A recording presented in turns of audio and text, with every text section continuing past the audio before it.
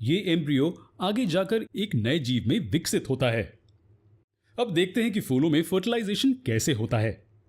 इस प्रक्रिया को सफल होने के लिए दोनों गैमीट्स को एक दूसरे के करीब आने की जरूरत है। लेकिन ये कैसे मुमकिन है?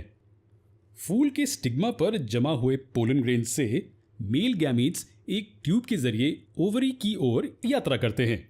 इस ट्यूब को पोलन ट्यूब कहते हैं। आपको क्या लगता है कि पोलन ट्यूब कहां से यात्रा करता है? ये पूरे स्टाइल के जरिए यात्रा करते हुए ओवरी तक पहुंचता है।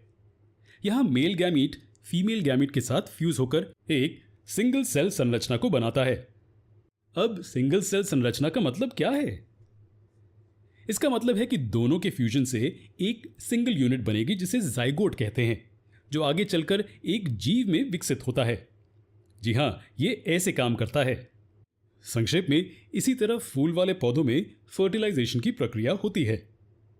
क्या आप सोच रहे हैं फर्टिलाइजेशन के बाद फूल के बाकी सभी हिस्सों का क्या होता है? एक बार जब एम्ब्रियो विकसित होना शुरू कर देता है तो क्या होता है? क्या ये सभी हिस्से बरकरार रहेंगे? फर्टिलाइजेशन पूरा होने के बाद ओव्यूल एक बीज में विकसित हो जाता है। ओवरी एक फल में और दूसरे सहायक हिस्से जैसे कि पेटल्स और सेपल्स गिर जाते हैं। इसका मतलब है कि फूल की पहचान फल में तब्दील होकर पूरी तरह से बदल जाती है। जी हां, ये ऐसा है।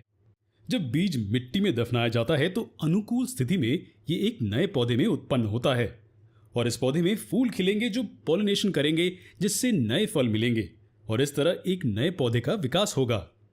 इस तरह ये चक्र जारी रहता है। एक बीज जो हमें एक पौधा देता है जो फूल के जरिए पॉलिनेशन करता है और हमें फल देता है। फल में बीज होते हैं जो अपने आप में नई जिंदगी को रखते हैं।